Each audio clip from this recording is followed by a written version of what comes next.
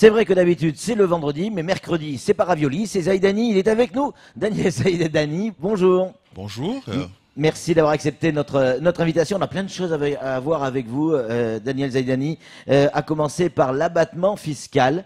C'est quelque chose qui fait couler beaucoup d'encre et ça vous fait réagir aussi. Hein. Bah absolument. Vous savez, l'abattement fiscal, la réforme de l'abattement fiscal telle qu'elle est proposée, c'est quelque chose qui nous choque particulièrement. Pourquoi surtout sur l'île de Mayotte, puisque je rappelle que jusqu'en 2013, nous avions un abattement de 20% sur les revenus.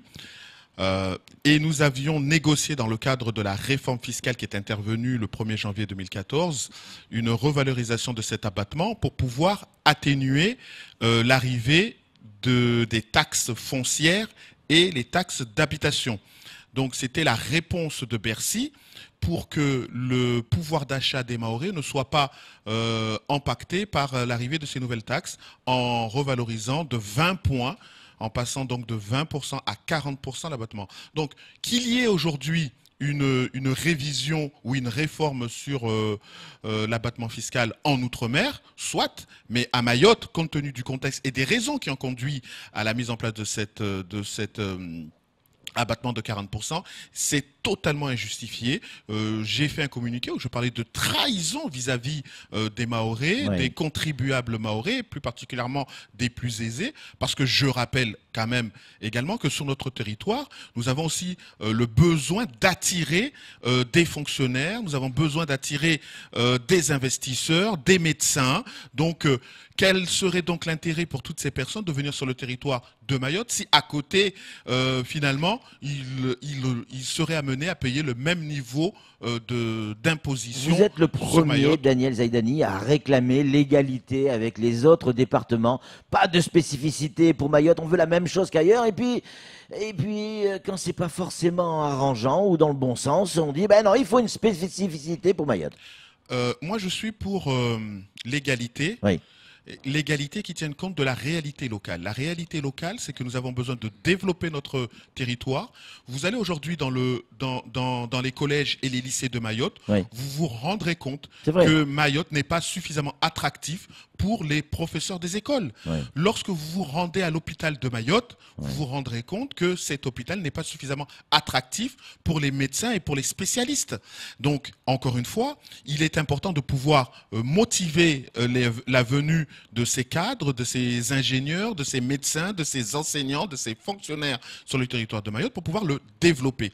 En tant qu'élu, je cherche et je réfléchis au canot qui permettra et facilitera justement la venue de toutes ces personnes. De la même manière, il faut qu'on garde sur le territoire le peu d'enseignants, le peu de médecins, le peu de fonctionnaires que nous avons. Le mot trahison, il n'est pas un peu fort, Daniel? Il n'est pas fort parce que la mise en place de cette fiscalité s'est faite d'un côté en augmentant la contribution des Mahorais, puisque l'arrivée de la taxe d'habitation et de la taxe foncière a fortement pénalisé le pouvoir d'achat des Mahorais. Et c'est la raison pour laquelle, pour contrebalancer tout cela, l'impôt sur le revenu a vu une baisse significative, puisque nous sommes passés de 20% à 40%. On ne peut pas, en moins de 4 ans, faire une réforme. À la rigueur en Outre-mer, mais ces abattements existe depuis 1960. C'est vrai. 1960. C'est vrai. Donc, s'il y a vraiment une île qui est pénalisée, c'est bien l'île de Mayotte,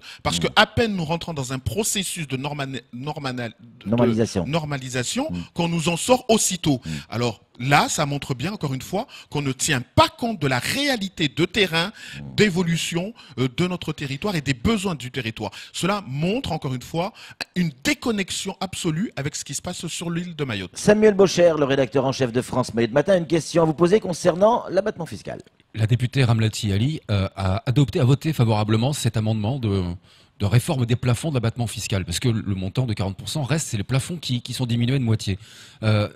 Elle s'explique en disant que ce sera une meilleure répartition pour l'investissement en Outre-mer, c'est-à-dire que ça va servir, 70 millions d'euros qui vont être récupérés, ça va servir à construire, à aménager. Vous n'y croyez pas à son explication ?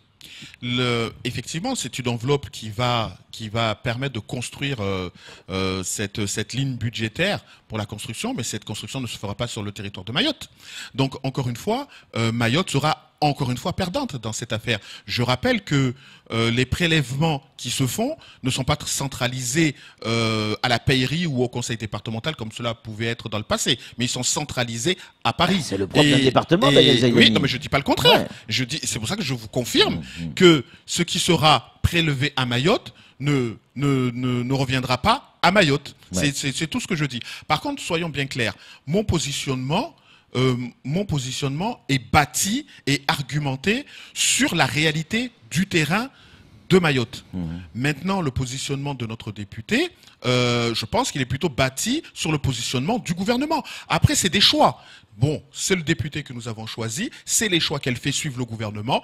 Pour ma part, je considère que le positionnement d'un parlementaire, c'est celui de suivre la population. Et la population demande justement à ce qu'on crée les actions qui permettent de favoriser l'investissement. Et donc l'investissement, c'est l'investissement des particuliers et qui permet tout simplement la venue de ces contribuables. Samuel, rapidement. Sommes-nous crédibles de demander à ne pas toucher cet impôt, cet abattement, cette réduction, cet abattement fiscal? Pourquoi? Je m'explique. Parce qu'il a quand même la loi égalité réelle en Outre-mer qui nous a pendu un abattement de 60% sur l'assiette foncière. Ça compense largement et ça ne touche que 4% des foyers fiscaux.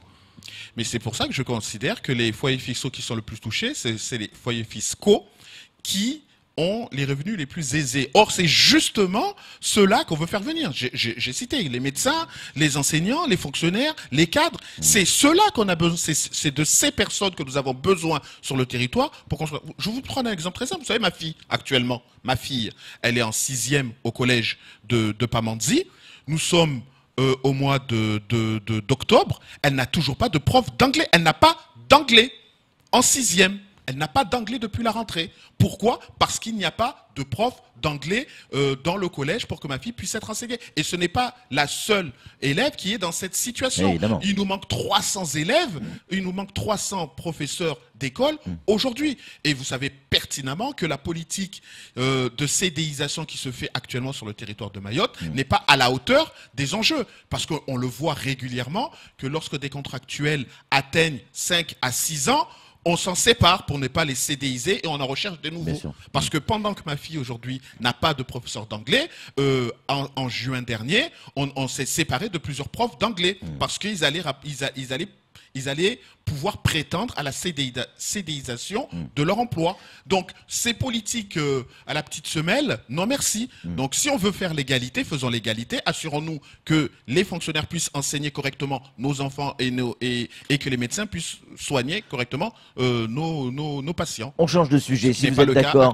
Le port de Longoni, il y a eu ce grand procès que tout le monde attendait, qui a été suivi par toute la presse locale, qui a, au bout du compte, relaxé Jacques Martial Henry et Idanel, et par là même si vous n'étiez pas directement concerné par ce procès, démontre que si elles sont relaxées, il n'y avait pas de problème. Et donc vous, à l'époque, vous étiez président, donc pas de problème non plus. C'est quelque chose qui vous rassure? Écoutez, moi je constate, parce que nous parlons du port, c'est qu'aujourd'hui nous avons des acteurs qui ont du mal à se comprendre et à travailler ensemble. Ça, c'est une réalité. Et cette situation conduit, et ces désaccords conduisent finalement toutes ces personnes devant le tribunal administratif pour essayer d'y voir un peu plus clair. Force de constater que, à force de voir ces procès se cumuler au tribunal administratif, nous constatons que généralement, MCG s'en sort plutôt bien à chaque fois. Donc, je pense qu'à un moment donné, il faut que chacun en tire toutes les conclusions nécessaires. Alors, quelle conclusion? Qu'est-ce que vous en tirez comme conclusion? Je pense que... Il y a eu cette lettre qu'elle a écrite où elle reproche à la directrice du transport d'être à l'origine, pour être très clair et transparent, être à l'origine de tous les problèmes entre MCG et le conseil départemental. Je ne crois pas que ça peut venir que d'une seule personne. Ce n'est pas possible. Ce qui est certain, c'est qu'il y a à ce jour des positionnements clairs qui ont été faits au sein du gouvernement français des discussions qui sont menées par le préfet de Mayotte pour rassembler tout le monde autour d'une table pour que ça fonctionne, pour que les entités qui travaillent là-bas puissent survivre. Je pense notamment à la Smart. Force de constater que ce n'est pas le souci premier aujourd'hui. Si tout le monde s'accorde à dire qu'il faut que la Smart s'en sorte, ben, il faut à un moment donné que tous les acteurs se réunissent, dialoguent. Mais le dialogue ne se fera pas exclusivement devant le tribunal administratif. Et ce qui ressort de ce tribunal administratif, c'est qu'il y a toujours un gagnant et un perdant. Et au final, ça ne renforce pas le dialogue, au contraire, ça le désagrège. C'est la raison pour laquelle, à un moment donné, lorsqu'on constate qu'on perd successivement ces procès, et là je pense au conseil départemental, parce que le conseil départemental perd quasiment systématiquement ses procès devant le tribunal administratif. Donc de l'argent. Ils doivent revoir leur position. Et le positionnement, ce n'est pas désespérément de remettre en question un document qui est acté depuis 5 ans, mais c'est de chercher les conditions qui permettra un bon fonctionnement de ce port et un bon développement de ce port. Ce dialogue, moi-même, je voulais en être acteur. Je vous rappelle que j'avais écrit au président du conseil départemental en janvier de cette année. Je n'ai pas eu de réponse. Je l'ai écrit, interpellé l'année dernière en janvier 2017. Je n'ai pas eu de réponse. Ouais. Donc, encore une fois, moi je veux bien qu'on constate que ça ne fonctionne pas, mais à un moment donné, il faut mettre ses égos de côté et s'intéresser à l'intérêt général. L'intérêt général, c'est que ce port fonctionne correctement et se développe, qu'on crée les emplois et qu'on fait les investissements nécessaires. Toutes les conditions sont réunies pour que ça fonctionne, mais les égos personnels entrave le bon fonctionnement et c'est regrettable. Vous disiez tout à l'heure que vous parliez de la Smart à l'instant, elle est en redressement. Et il y a eu, il y a peu de temps, un groupement de chefs d'entreprise ou d'investisseurs qui ont, parce qu'on a eu la confirmation, qui ont fait une proposition de rachat de la Smart. C'est plutôt une bonne nouvelle?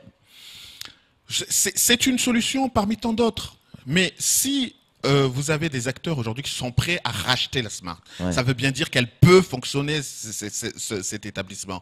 Mais, encore une fois, il faut mettre en avant le dialogue en interne.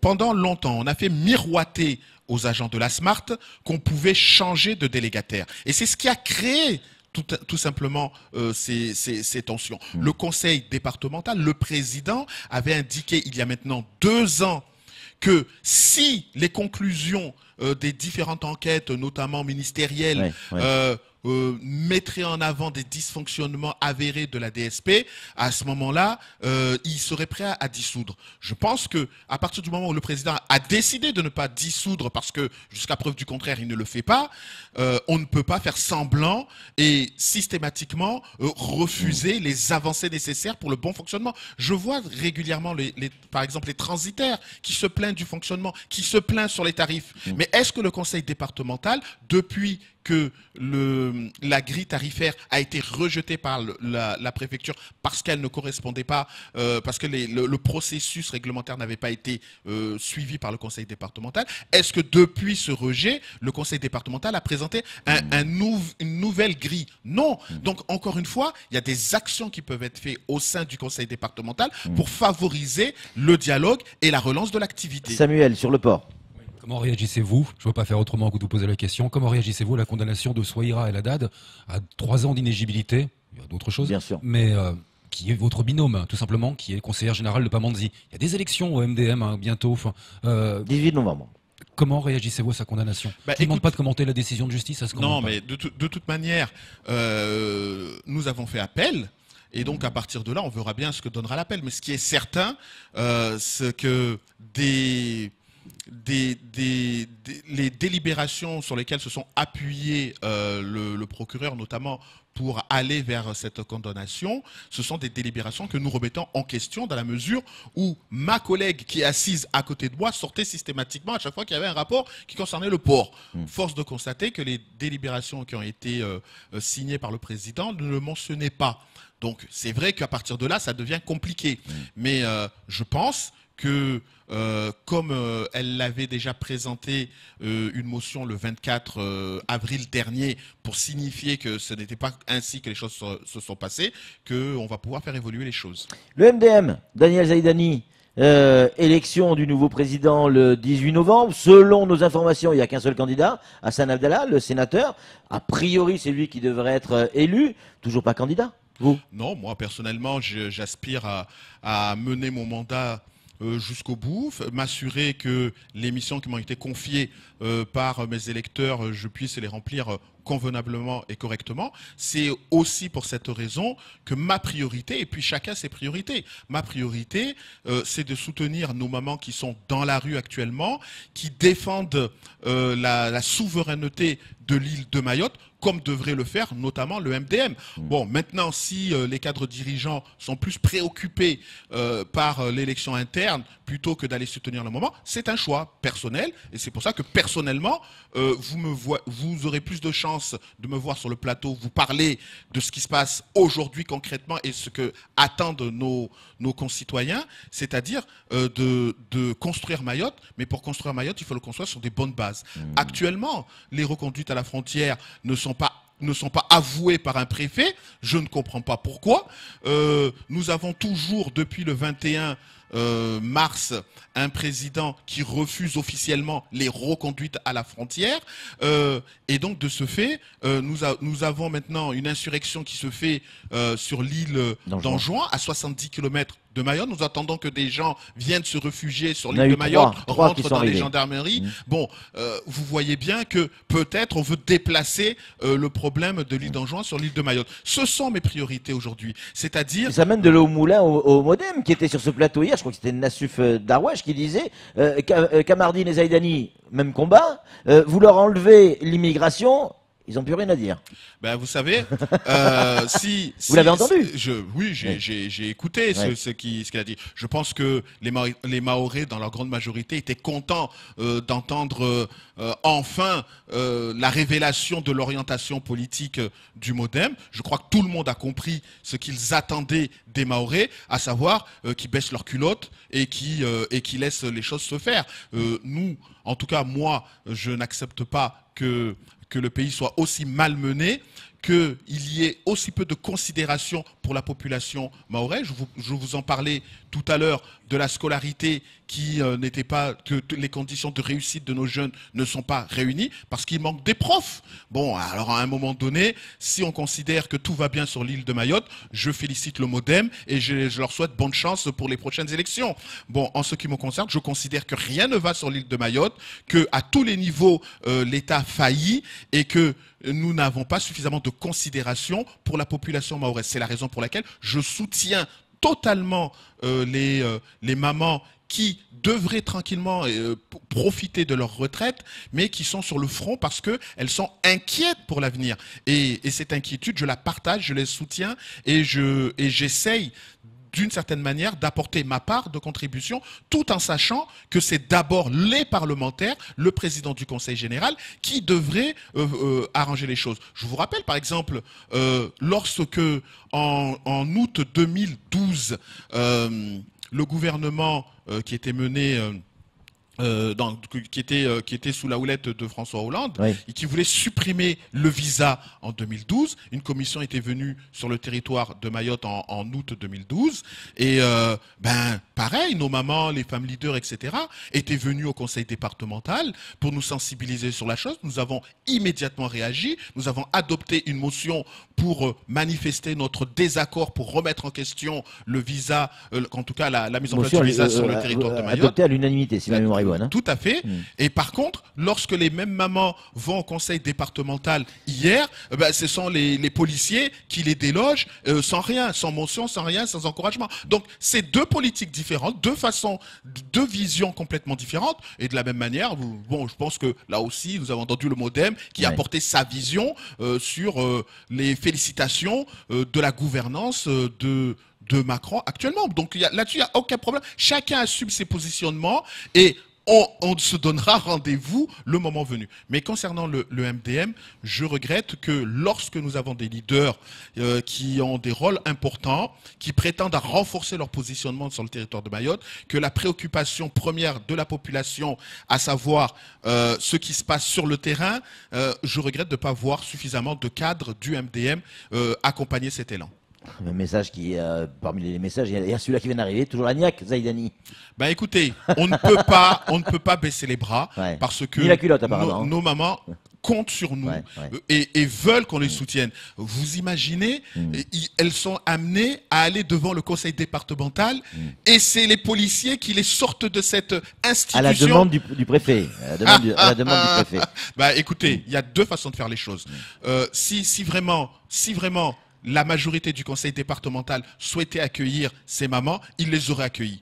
Combien de fois j'ai vu l'hémicycle envahi par des manifestants? C'est vrai. Et combien de fois nous avons pris le temps de dialoguer avec eux? Donc, on ne peut pas d'un côté s'indigner de voir nos mamans refuser et expulser de la préfecture et d'en faire autant au conseil départemental. C'est honteux. Merci beaucoup, Daniel Zaïdani. C'est tout pour ce temps de parole. Tout de suite, la suite de nos programmes.